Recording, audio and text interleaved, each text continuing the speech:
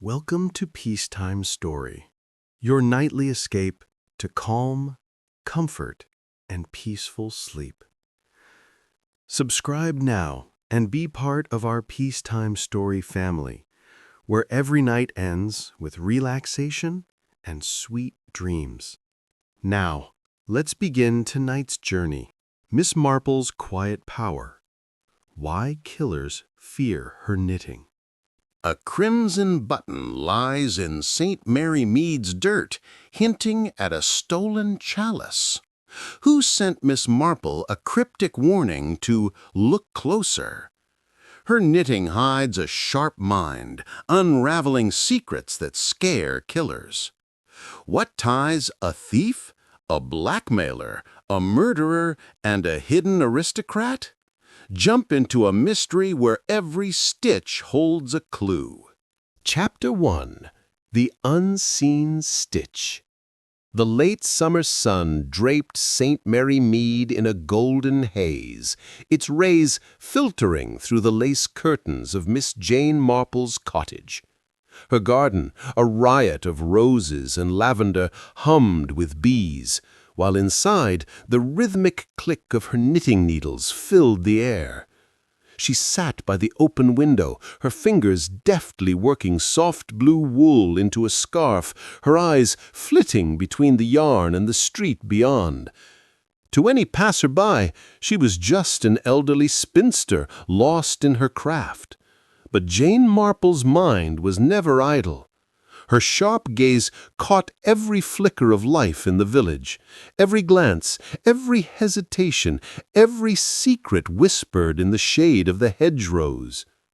St. Mary Mead had been restless for weeks, a series of petty thefts, handkerchiefs from clotheslines, coins from a baker's till, a silver spoon from the vicarage had stirred unease among the villagers. Gossip swirled like leaves in the wind, each tale more outlandish than the last. Some blamed mischievous boys, others whispered of gypsies passing through. But when the vicarage's prized possession, a sapphire-encrusted chalice gifted by a long-dead bishop, vanished from its locked cabinet, the village's murmurs turned to alarm. The theft was no prank. It was bold, calculated, and deeply personal. Miss Marple, knitting steadily, had listened to the news at the Tuesday afternoon tea at Mrs. Price's shop. The room buzzed with speculation. Mrs. Bantry, her cheeks flushed with indignation, declared it the work of some dreadful outsider. Young Lucy Islesborough, home from university, suggested a professional thief, her eyes gleaming with the thrill of a mystery. The vicar's wife, Mrs. Clement, wrung her hands, lamenting the loss of the chalice's sanctity. Miss Marple said little, only nodding as she looped her yarn, but her mind catalogued every word, every inflection, every nervous tick. That morning, as she strolled to the village green, her knitting bag swinging lightly at her side, she paused by the vicarage gate. The garden was tidy, the roses pruned, but something caught her eye. A crimson button half buried in the gravel path. It was an odd shade, vibrant against the muted stones, and clearly not from any villager's drab coat. She bent down, her movements slow and deliberate, and slipped the button into her pocket. "Curious," she murmured, her voice barely louder than the breeze. Back at her cottage, she examined the button under her magnifying glass. It was finely crafted, with a faint monogram, J.T., etched into its surface. No one in St. Mary Mead bore those initials. She tucked it into a small tin, her thoughts turning to the stranger seen loitering near the church the week before. Mrs. Price had mentioned him at tea, a man with a sharp jaw and a city accent, buying tobacco and asking too many questions about the vicarage's hours. Miss Marple's needles clicked faster. A pattern was forming, faint but unmistakable. The next day she joined the village sewing circle at the parish hall, her knitting a familiar prop. The circle was a treasure trove of gossip, and Miss Marple let the chatter wash over her. Mrs. Bantry was there, stitching a cushion cover, her voice carrying over the hum of conversation. "I heard the stranger's been seen at the Blue Boar, drinking late into the night. Shifty sort, if you ask me." Mrs. Clement, threading a needle, sighed. "I just can't fathom it. The chalice was locked away.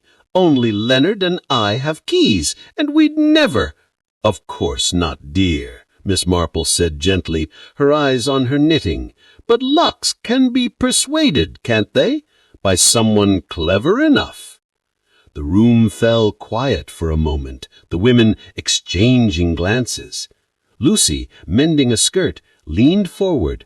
"You think it's an inside job, Miss Marple?" "Oh, I don't think anything yet," she replied, her smile mild, but her mind was racing.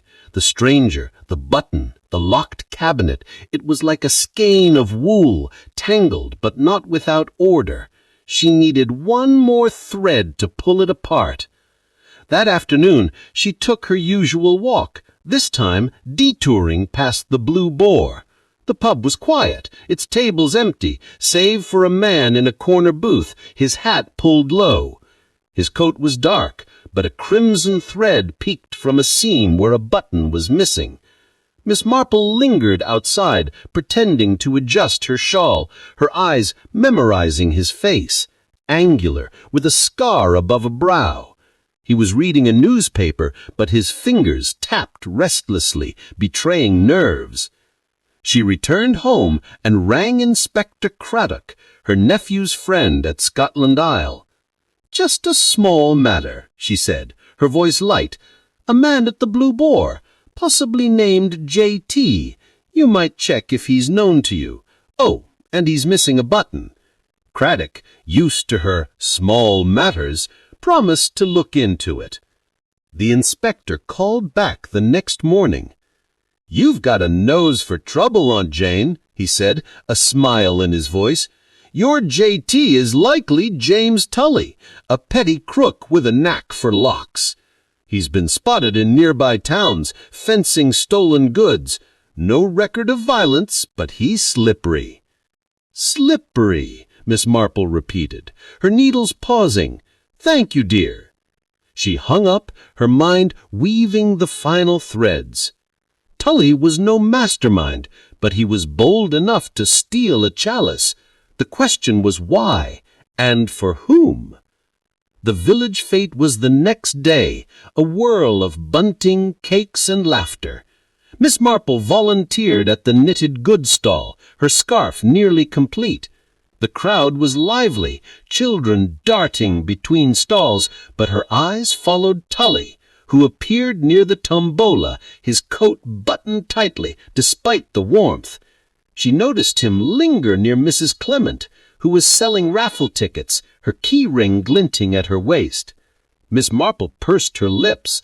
A picklock like Tully wouldn't need a key, but he'd need opportunity. She approached Mrs. Clement, her knitting bag in hand. "My dear, your key ring is so charming. Is it new?" Mrs. Clement blushed. "Oh, no, it's old. Leonard gave it to me years ago. I never take it off, not since—" Her voice trailed off, and Miss Marple nodded sympathetically, filing away the detail. Tully had moved on, but his glance at the keyring hadn't escaped her. That evening, as the fete wound down, Miss Marple slipped into the church where the vicar was tidying the vestry. "Leonard," she said softly, "might I see where the chalice was kept?" He led her to the cabinet, its lock intact, but faintly scratched. "It's so strange. No one could have gotten in without breaking it." "Unless they didn't need to break it," Miss Marple mused, her fingers brushing the lock. She excused herself and stepped outside, where the twilight cast long shadows. Tully was there, smoking by the lich gate, his eyes darting toward the vicarage.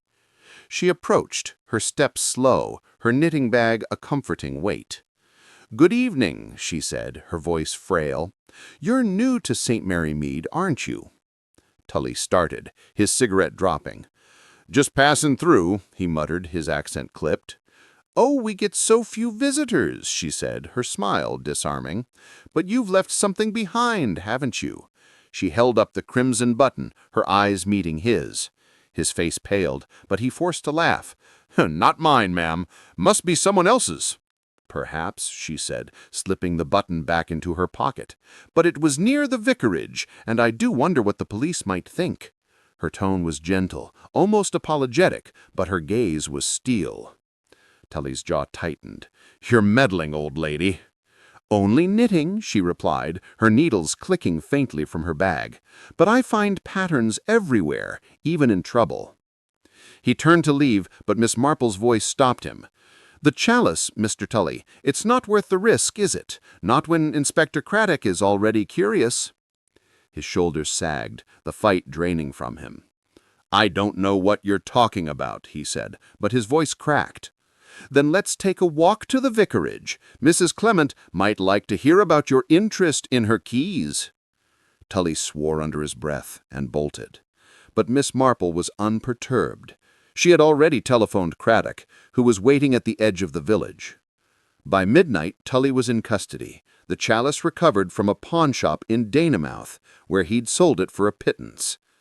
The village buzzed with relief, the vicar praising divine intervention, unaware of Miss Marple's quiet hand. She sat in her garden the next morning, her scarf finished, its blue folds neat in her lap. The village was calm again, but as she sipped her tea, a letter slipped through her door. It was unsigned, written in a spidery hand. "The chalice was only the beginning. Look closer, Miss Marple." Her fingers stilled, and her eyes narrowed. The pattern wasn't complete. The letter's paper was thick, faintly scented with lavender, and the ink had a peculiar sheen, as if mixed with something metallic. She held it to the light, noting the watermark, a crest she didn't recognize. "Interesting," she murmured, setting it aside. She picked up her needles, starting a new project, a shawl, perhaps. The village might rest, but Jane Marple never did. Somewhere, a darker thread waited to be unraveled. The days that followed were quiet, but Miss Marple's mind churned. She visited Mrs. Price's shop, ostensibly for more wool, but really to listen. The village was abuzz with Tully's arrest, but no one mentioned the letter. She bought a skein of gray yarn, its color like the shadows she sensed lurking. At the sewing circle, she dropped a casual question about visitors sending letters, but no one recalled anything unusual. Yet the lavender scent lingered in her memory, tugging at a half-forgotten conversation from years ago, a scandal involving a wealthy family and a stolen fortune. On Sunday, she attended church, her shawl half-knit in her bag. The sermon was on trust, but Miss Marple's eyes were on the congregation. Mrs. Bantry fidgeted, her new brooch glinting oddly. Lucy whispered to a friend, her laughter too bright. Mrs. Clement clutched her keyring, her face pale. Miss Marple's needles clicked softly, a metronome to her thoughts. The letter wasn't Tully's doing. It was too refined, too deliberate. Someone else was watching, someone who knew her reputation. That evening, she wrote to Craddock, enclosing a description of the letter's crest. "A small favor," she wrote, "but do check if any families near Danamouth use such a mark." She sealed the envelope, her lips curving. The chalice was safe, Tully caught, but the game wasn't over. She picked up her knitting, the gray shawl taking shape. Each stitch was a step, each row a clue. St. Mary Mead was her canvas, and Jane Marple, with her quiet power, would find the unseen stitch that tied it all together. Chapter 2. The Tangled Yarn. The autumn light in St. Mary Mead had softened, casting long shadows over the cobblestone lanes. Miss Jane Marple sat in her parlour, her knitting needles clicking rhythmically as she worked a skein of grey wool into a shawl. The mysterious letter, with its lavender-scented paper and cryptic warning, "The chalice was only the beginning. Look closer, Miss Marple," lay on her side table, its crest still unidentified. She'd sent a description to Inspector Craddock, but no reply had come. Her eyes, sharp behind their mild exterior, drifted to the window, where the village bustled quietly. The chalice theft had been resolved, but the letter's words gnawed at her. A new pattern was forming, and she sensed its threads were darker than petty theft. The village was abuzz with a fresh scandal. Mr. Reginald Harrow, a reclusive widower who lived in the grand but crumbling Harrow Hall, was rumoured to be the target of a blackmailer. Whispers had reached the tea shop, where Mrs. Price, ever the conduit of gossip, relayed the tale with relish. "They say he's received letters, nasty ones, demanding money," she'd confided to the sewing circle. "Poor man, locked away in that gloomy house, and now this." Miss Marple, looping her yarn, had listened without comment, but her mind catalogued every detail: the letters, Harrow's isolation, and the sudden appearance of a new maid at the Hole, a girl named Elsie with a nervous laugh. Miss Marple decided to pay a visit to Harrow Hall under the guise of collecting donations for the church's winter fund. She tucked her knitting into her bag, donned her best hat, a prim affair with a single feather, and set off. The hall loomed at the village's edge, its ivy-choked walls and sagging gables a testament to faded wealth. Elsie answered the door, her apron askew, her eyes darting like a startled doe's. "Mr. Harrow's not seeing visitors," she stammered, but Miss Marple's gentle smile disarmed her. "Oh, my dear, I won't trouble him long," she said, her voice soft like a lullaby. "Just a word about the church fund. You're new here, aren't you, Elsie, is it?" The girl nodded, blushing, and led her inside. The hall's interior was a maze of shadows and dust, its furniture draped in sheets. Mr. Harrow, a gaunt man with hollow cheeks and a trembling hand, met him in the study. His eyes, red-rimmed, flicked to the door as if expecting an intruder. "Miss Marple," he said, his voice thin, "I'm not much for charity these days. Times are difficult." "I quite understand," she replied, settling into a chair, her knitting bag at her feet. "But even a small gesture helps the village." As she spoke, her gaze roamed the room. A portrait hung above the fireplace, its gilt frame tarnished, depicting a stern woman in Victorian dress, Harrow's mother, perhaps. But it was the painting on the opposite wall that caught her eye. A pastoral scene, its colours too bright, its brushstrokes too clean. A forgery, she thought, and forgeries, she knew, were often currency in blackmail. She chatted lightly about the village, her words weaving a net of comfort. Harrow relaxed, mentioning a recent trip to London to settle debts. "Old family troubles," he muttered, then clammed up. Miss Marple noted his unease, her mind turning to the maid. Elsie had lingered in the doorway, polishing a candlestick with excessive vigour. "Such a diligent girl," she said, smiling at her. "You must be a great help to Mr. Harrow." Elsie flushed again, dropping the candlestick with a clatter. I do my best, ma'am," she said, scurrying out. Miss Marple's eyes narrowed. The girl's nerves were a thread worth pulling.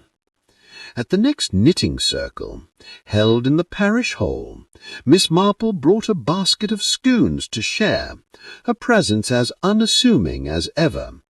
The women chattered about Harrow's plight, their needles flashing. Mrs. Bantry, stitching a quilt, leaned in. I heard the blackmailers asking for thousands. Imagine, what could Reginald have done to deserve it? People's pasts are like old attics, Miss Marple said, her voice mild, full of forgotten things that cast long shadows. She glanced at Lucy Islesborough, who was knitting a lopsided mitten, her university education making her bold. "Lucy, dear, you've been to Harrow Hole lately, haven't you? Helping with their accounts?" Lucy nodded, her eyes bright. "Just once. Mr. Harrow's books are a mess. Debts everywhere. And Elsie kept hovering, like she was afraid I'd see something." "Curious," Miss Marple murmured, her needles clicking. "Young girls can be so impressionable." She changed the subject to wool prices, but her mind was elsewhere. Elsie's nerves, Harrow's debts, the forged painting. There were stitches in a pattern, but the design was still hidden. That evening, Miss Marple took her usual walk, her shawl half finished in her bag. She paused near the hall's gates, where a young man loitered, his cap pulled low. He was tall, with a swagger that didn't match the village's rhythm. She recognized him from the tea shop, a stranger who'd lingered too long over his coffee, asking about Harrow's habits. Miss Marple approached, her steps frail but deliberate. "Good evening," she said, her voice quavering just enough. "Lost, are you?" He started, his hand slipping into his pocket. "Just waiting for someone," he said, his city accent sharp. "For Elsie, perhaps?" she asked, her eyes twinkling. "She's such a sweet girl, always so busy at the hall." "He don't know her. Good night, ma'am." He strode off, but not before Miss Marple noted the bulge in his pocket.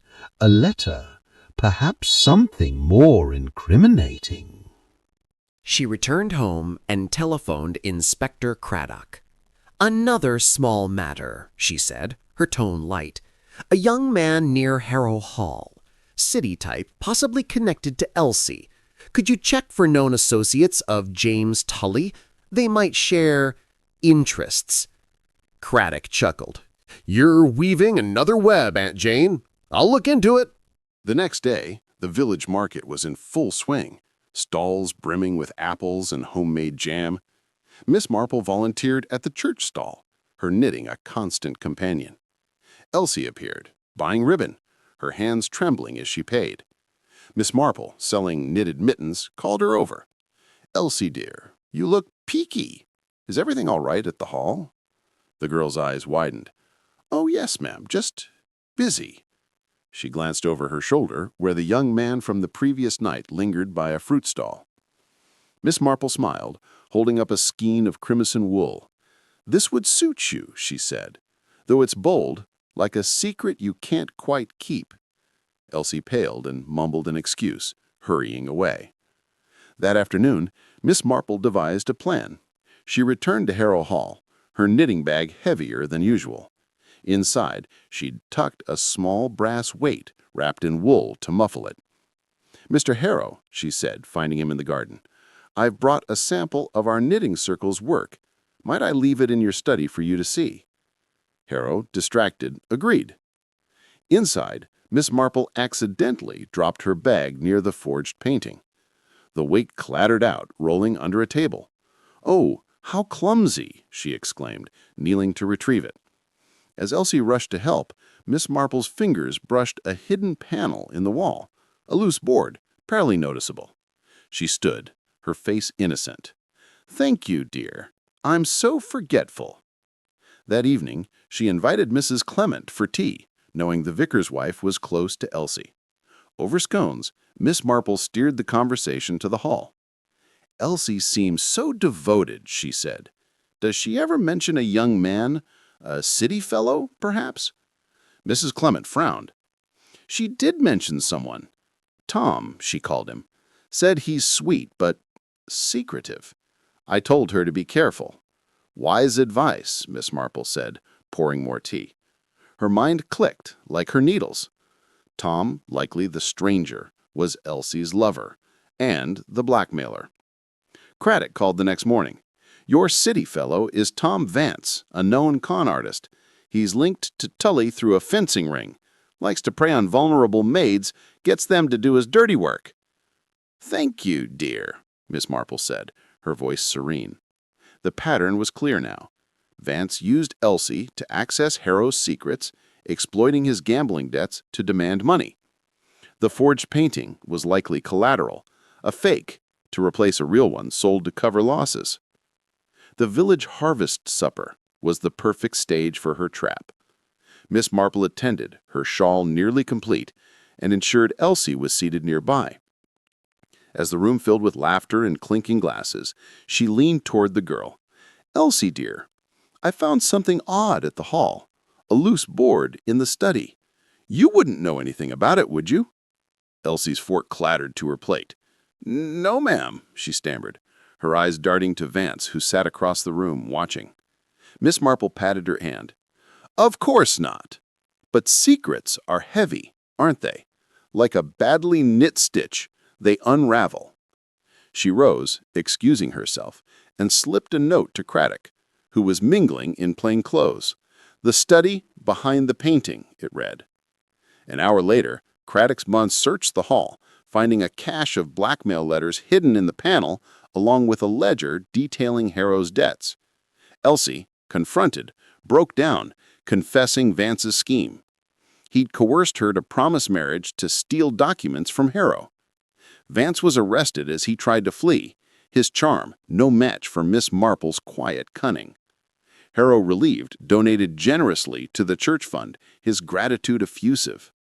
The village celebrated, unaware of Miss Marple's role. She sat in her parlor, her shawl finished, its gray folds soft in her lap. But as she sipped her tea, a new clue surfaced. A photograph in Harrow's ledger, showing a young man who resembled the murdered colonel from a decades-old case in Danemouth. Her needles paused, and her eyes gleamed. The tangled yarn was undone, but a deeper thread, tied to a long-buried crime, waited to be pulled. Chapter 3. The Dropped Needle. The October air in St. Mary Mead carried a crisp edge, and the leaves along the village lanes glowed in shades of amber and scarlet. Miss Jane Marple sat by her parlor fire, her knitting needles shaping a pair of mittens in soft cream wool. The blackmail affair at Harrow Hall had settled, with Tom Vance in custody and Elsie tearfully repentant, but the photograph Miss Marple had glimpsed in Harrow's ledger, a young man resembling a murdered colonel from Danemouth, lingered in her mind like an unfinished row. The connection was faint, a single stitch in a larger pattern, but it tugged at her curiosity. When news broke of a murder in Danemouth, she knew it was no coincidence. The victim was Colonel Archibald Rutherford, a retired military man, found dead in his seaside cottage, a knitting needle pierced through his chest. The police called it an accident, perhaps a fall onto his wife's craft supplies, but Miss Marple, reading the report in the morning paper, frowned. Knitting needles were precise tools, not weapons of chance. She folded the paper, her eyes sharp. The colonel's death, so soon after the Harrow affair and tied to that old photograph, was a thread she couldn't ignore. An invitation to a memorial tea in Danemouth, hosted by the colonel's daughter, Clara, gave Miss Marple the perfect opportunity. She packed her knitting bag, the mittens half finished, and took the morning train.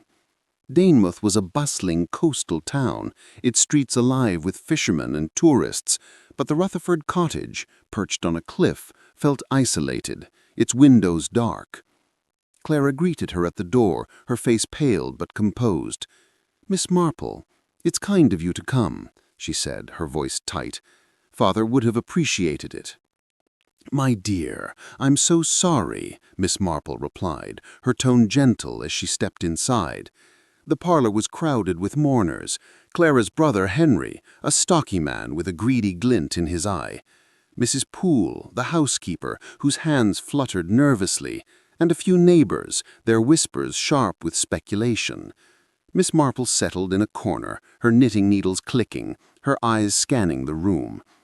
A photograph on the mantel showed the colonel in uniform, his face stern but familiar, too like the man in Harrow's ledger. Clara served tea, her movement stiff. "The police say it was an accident," she said, passing a cup to Miss Marple. "But father was careful. He never liked mother's knitting things lying about." "Accidents are so unpredictable," Miss Marple said, her voice mild, "though I find a knitting needle an odd choice for fate." She sipped her tea, noting Henry's scowl and Mrs. Poole's sudden cough. The housekeeper excused herself, her apron brushing a table, leaving a faint smudge. Ink, Miss Marple thought, her mind sharpening. As the tea progressed, Miss Marple steered the conversation to the colonel's life. "He was so devoted to the orphanage," she said, recalling a newspaper clipping. "I hear his will left much to them." Henry's cup clattered in its saucer. "Too much, if you ask me," he muttered. "That orphanage didn't need his fortune." "Henry," Clara snapped, her cheeks flushing. "Father believed in their cause." Miss Marple's needles paused. "Generosity is a legacy," she said softly, "though it can stir resentments." Her eyes flicked to Mrs. Poole, who had returned, her hands twisting a handkerchief. The housekeeper's apron bore another smudge, darker now, and Miss Marple's memory stirred. A forged will, perhaps written in haste. After the tea, she lingered, offering to help Clara tidy. As they stacked plates, Miss Marple said, "Your housekeeper seems so diligent. Has she been with you long?" "Only a year," Clara replied, her voice low. "She's loyal, but nervous lately. Father's death upset her." "Naturally," Miss Marple said, her smile sympathetic. But her mind was elsewhere. The ink, the needle, Henry's bitterness, they were stitches in a pattern, and she needed to see the whole cloth. Back in St. Mary Mead, she attended the weekly knitting circle, her mittens nearly complete. The group buzzed with news of the colonel's death, and Mrs. Bantry, stitching a tablecloth, leaned in. "They say it was an accident, but I don't believe it. A knitting needle, it's too ghastly." Lucy Iles Barrow laughed. "Maybe he tripped. My uncle once fell on a rake, nearly lost an eye." Miss Marple smiled faintly. "Tripping is one thing, but a needle through the heart is quite another." She changed the subject to patterns, but her thoughts lingered on Mrs. Poole's apron and Henry's greed. She needed a closer look at the cottage. The next day, she returned to Danemouth, claiming a forgotten shawl. Clara welcomed her, but Henry was absent, and Mrs. Poole was scrubbing the kitchen with frantic energy. Miss Marple wandered to the study, where the colonel had died. The room was tidy, the needle gone, but a faint scratch on the floor caught her eye. A drag mark, as if furniture had been moved. She knelt, pretending to adjust her shoe, and noticed a splintered edge on a desk drawer. "Clumsy me," she murmured, standing. "I must be more careful."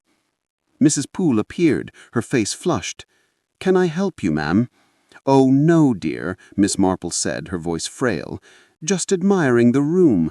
The colonel kept such an orderly desk." She patted her knitting bag, feeling the weight of a small magnifying glass inside. "Though I wonder, did he ever misplace papers? Wills, perhaps?" The housekeeper's eyes widened, and she stammered, "No, ma'am. Everything was in order." But her hands trembled, and Miss Marple noted a fresh ink stain on her cuff. That evening, Miss Marple telephoned Inspector Craddock. "A small matter," she said lightly. "Could you check if Colonel Rutherford's will was recently altered, and perhaps look into Mrs. Poole's background? She seems unsettled." Craddock sighed. "You're never just knitting, are you, Aunt Jane? I'll dig into it." The Danemouth Autumn Fair was the next day, a whirl of stalls and music. Miss Marple attended, her mittens finished, now knitting a scarf in deep green. She spotted Henry near a cider stall, his face flushed with drink, arguing with a man in a tweed cap.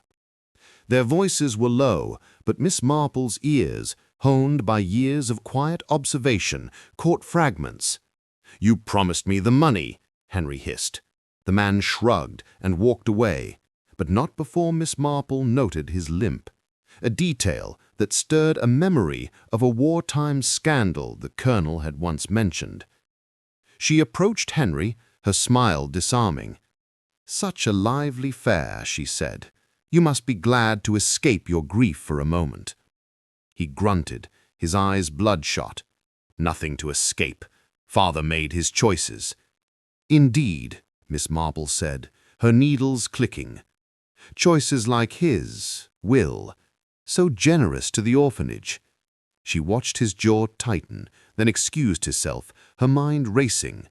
Henry's anger, Mrs. Poole's nerves, the ink stains. They pointed to a forged will, and the needle was no accident. At the fair's knitting stall, Miss Marple displayed her scarf, chatting with the organizer, Mrs. Finch, a gossip with a sharp memory. "Mrs. Poole was here last week," Mrs. Finch said, sorting yarn. "Bought a set of needles, but she seemed distracted, kept looking at Henry Rutherford." "Curious," Miss Marple said, her tone light. Perhaps she was choosing a gift. But her thoughts darkened.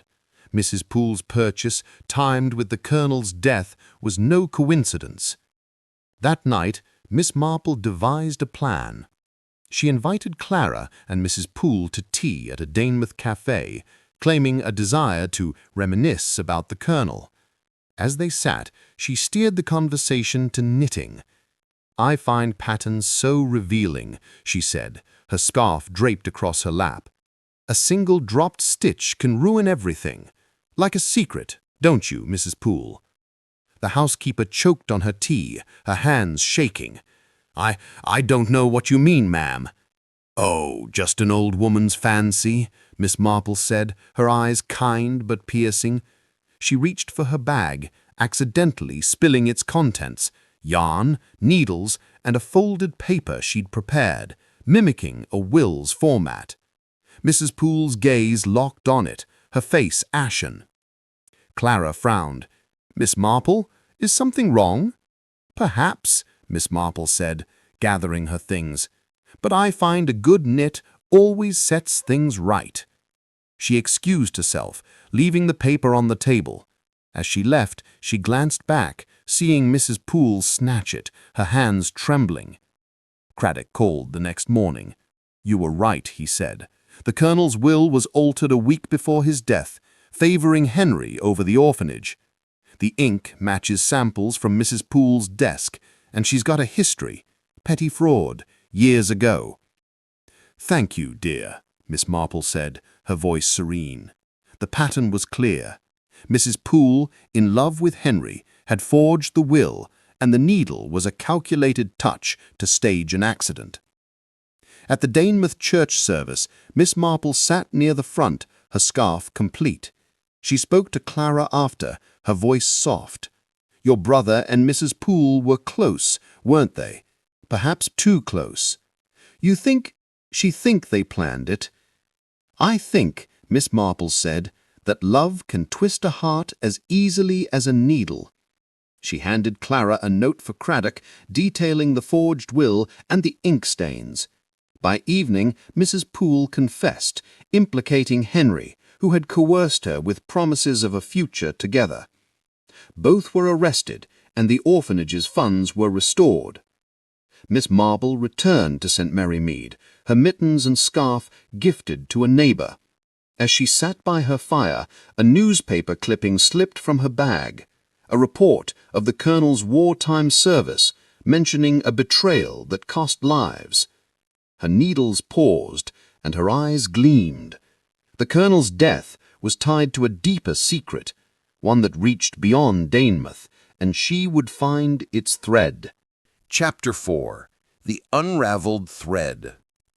The November winds swept through St. Mary Mead, rustling the last stubborn leaves from the oaks.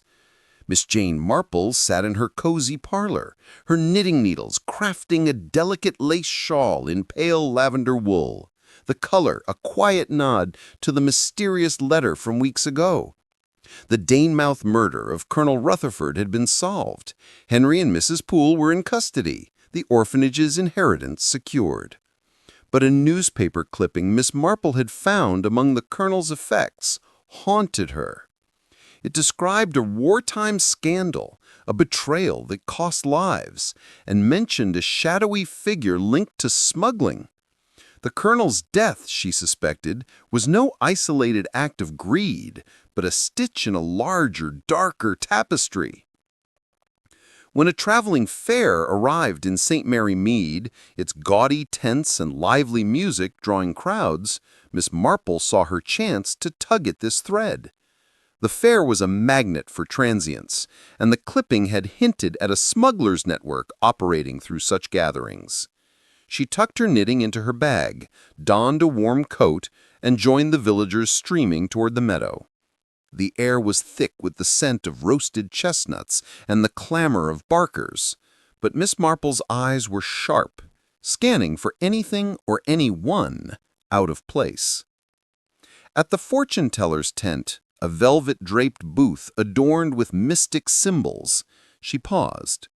The fortune-teller, Madame Zarina, was a striking woman with coal-lined eyes and a husky voice, her scarf glittering with sequins. "Cross my palm with silver, dear," she said to Miss Marple, her smile sly. "I'll read your fate." Miss Marple, her expression mild, handed over a shilling. "Oh, I'm just an old woman," she said, settling into the cushioned chair, "but I do love a good story."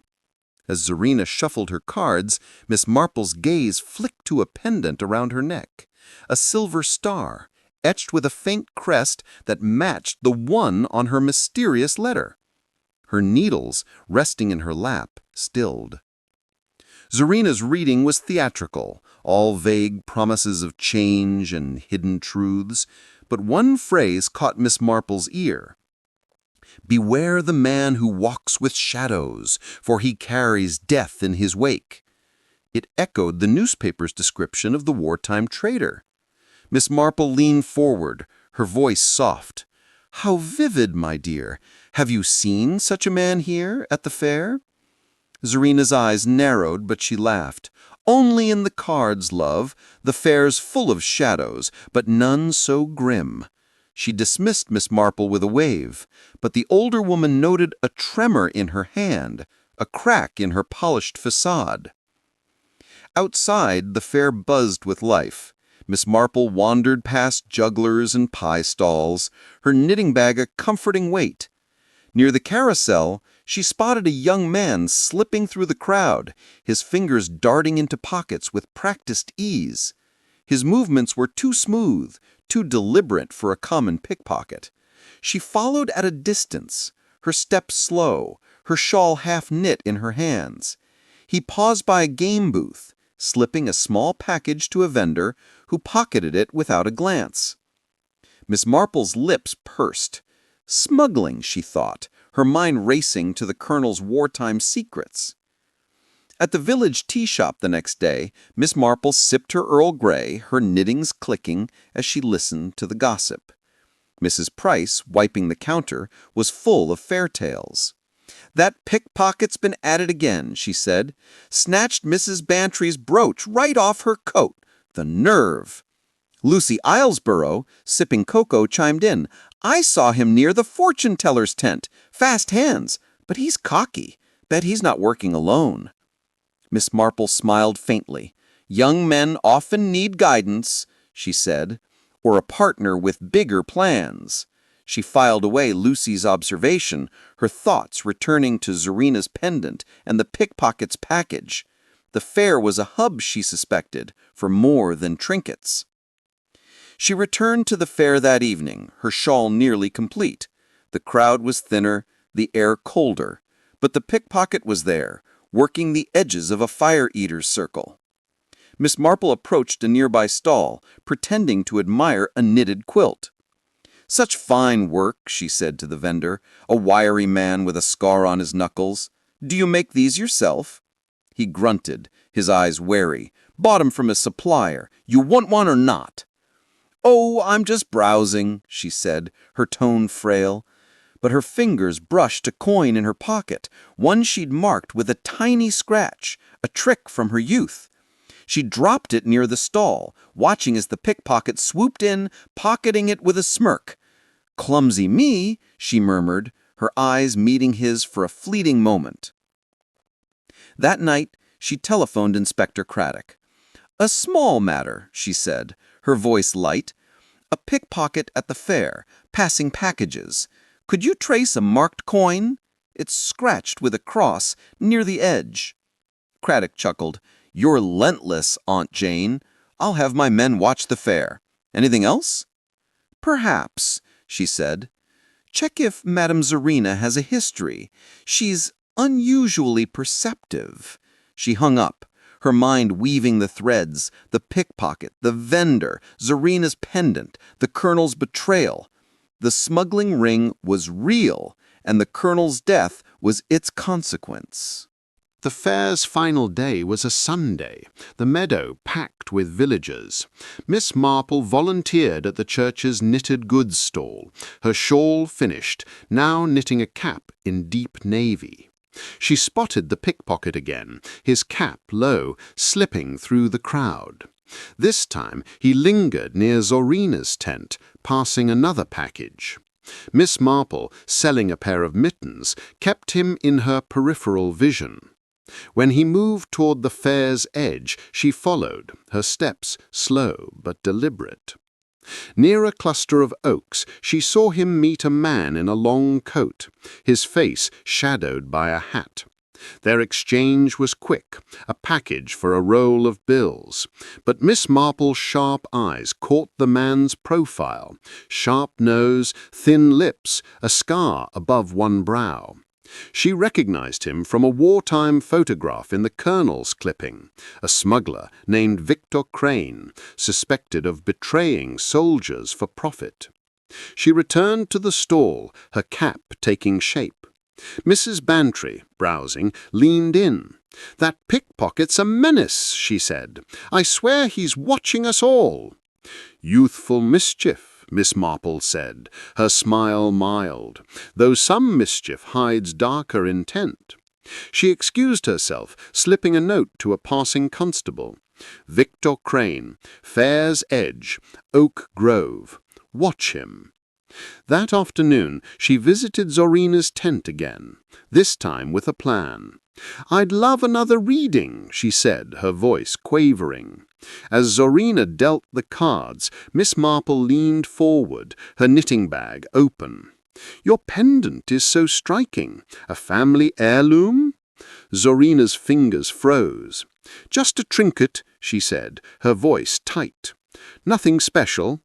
"Oh, but it's so distinctive," Miss Marple pressed, her eyes kind but piercing. "I saw one like it in an old letter with a crest, from a family tied to unfortunate events." Zorina stood, her chair scraping.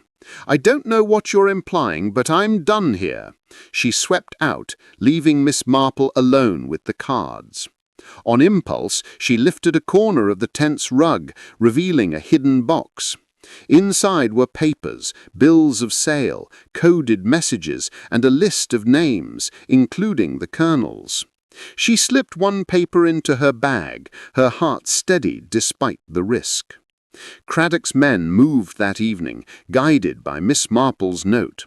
They caught Crane and the pickpocket in the oak grove, the marked coin in the pickpocket's pocket, leading to a stash of smuggled goods, jewels, forged documents, and wartime relics. The pickpocket, a lad named Eddie, confessed under pressure. Crane had used the fair as a front, moving goods through vendors, and Zorina, who acted as a courier. The Colonel, Eddie admitted, had known too much, threatening to expose Crane's wartime treason. The knitting needle was Crane's idea, a cruel jab to silence him.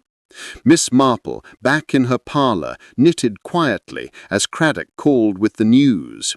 He said, "We've got Crane. Eddie spilled everything. The smuggling ring's done, thanks to you." "Thank you, dear," she said, her voice serene. "Just a bit of knitting, really."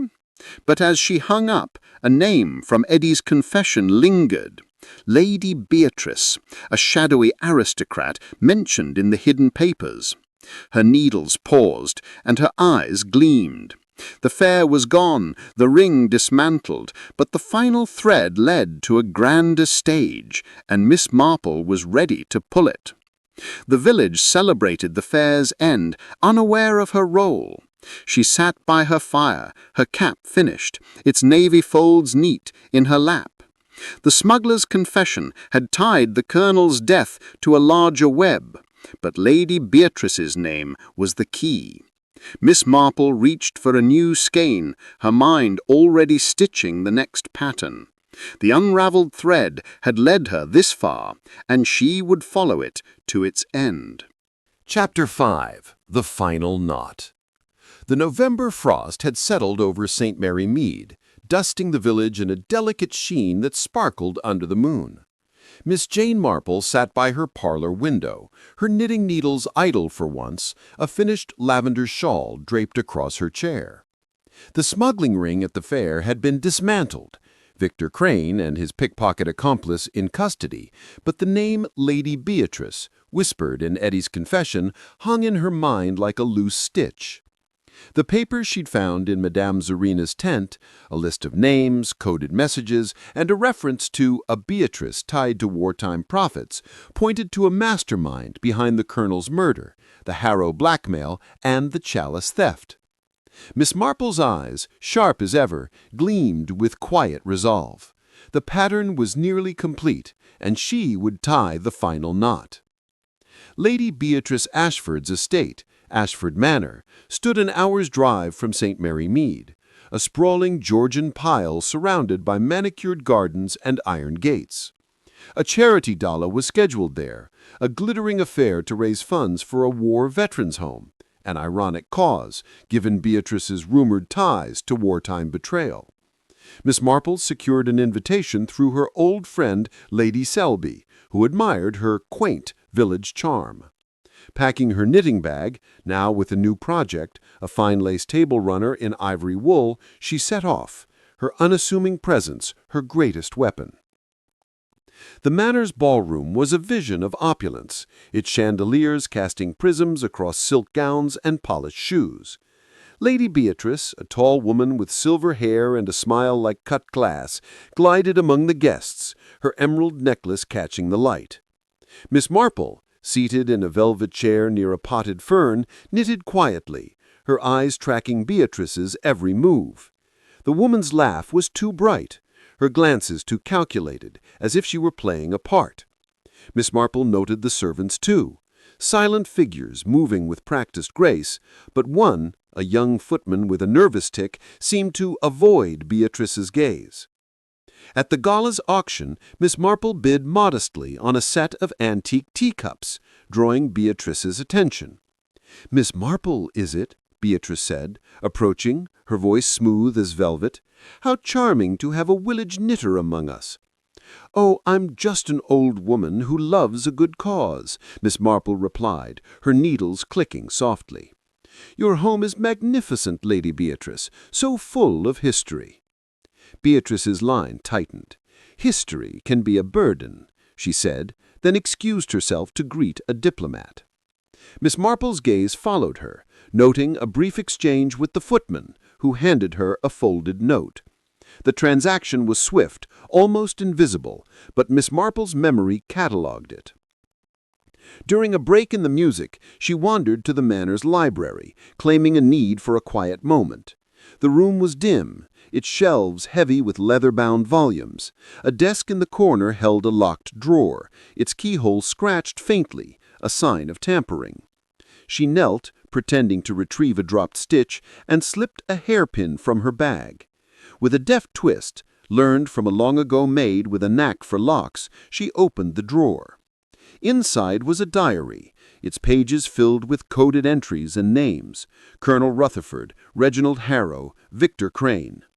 A single line stood out: "The chalice secured. St. Mary Mead is blind." Miss Marple's lips pursed. Beatrice was the puppeteer, pulling every thread. She replaced the diary, her heart steady, and returned to the ballroom. The footman was now serving champagne, his hands trembling as he passed her a glass. "You look tired, dear," she said, her voice kind. "Long nights here, I expect." He started, nearly spilling the tray. It's busy, ma'am," he stammered, his eyes darting to Beatrice, who was laughing with a general across the room.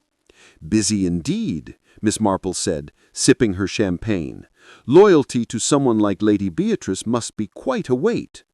The footman flushed and hurried away, but not before she saw fear in his eyes.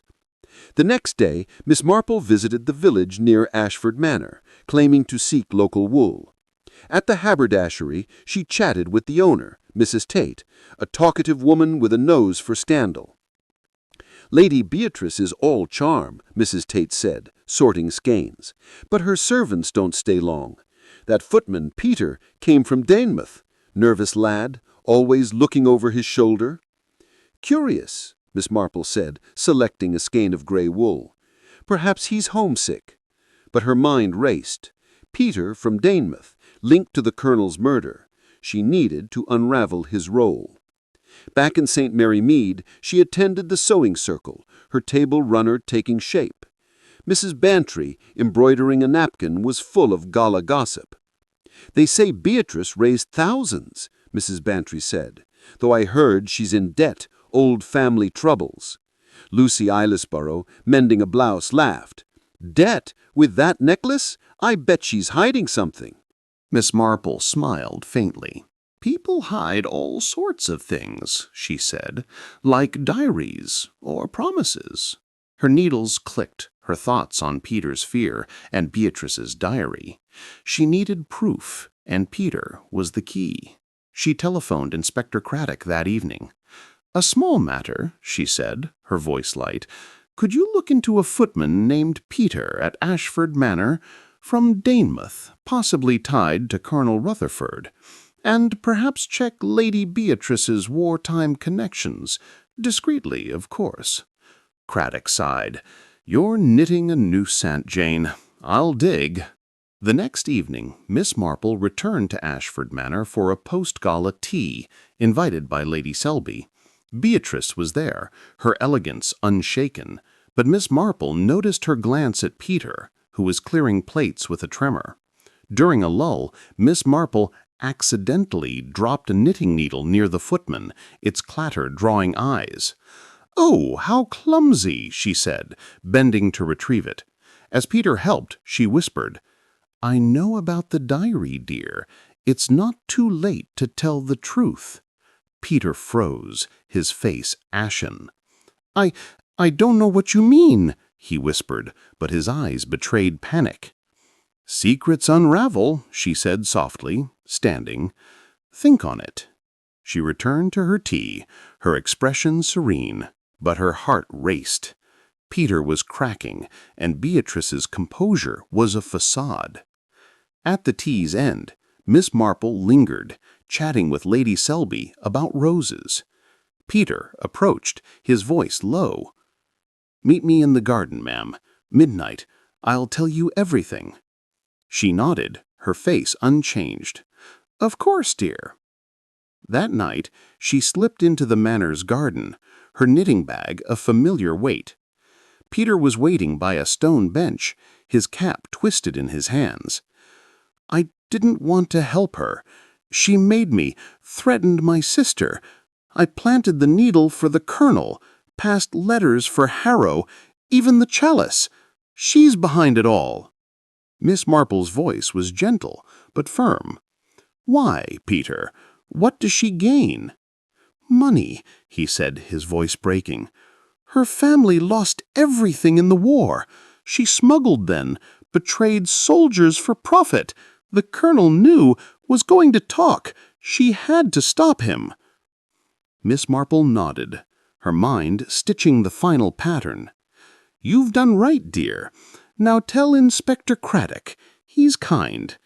Peter hesitated, then nodded. "I will, tonight." But Beatrice was no fool. As Miss Marple left the garden, she saw a shadow move, a figure in a dark cloak. Beatrice's silhouette unmistakable. The woman had overheard. Miss Marple quickened her pace, her heart steady. She reached a village inn and telephoned Craddock. "Peter's ready to confess, but Beatrice knows. Hurry!" Craddock's men arrived at dawn, but Beatrice was cunning. She fled the manor, her car speeding toward the coast. Miss Marple, back in St. Mary Mead, knitted quietly as Craddock called with updates. "We caught her at Dover. Peter's testimony sealed it. The diary's in evidence. Codes, names, everything.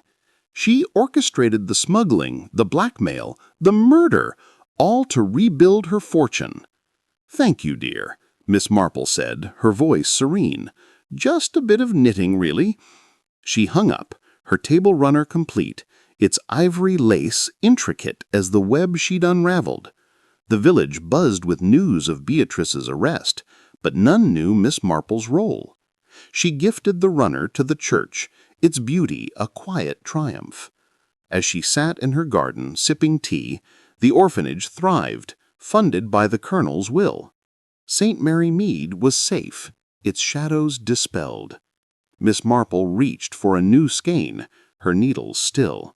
The pattern was complete, the final knot tied. Justice, like her knitting, was a quiet art, and she was content.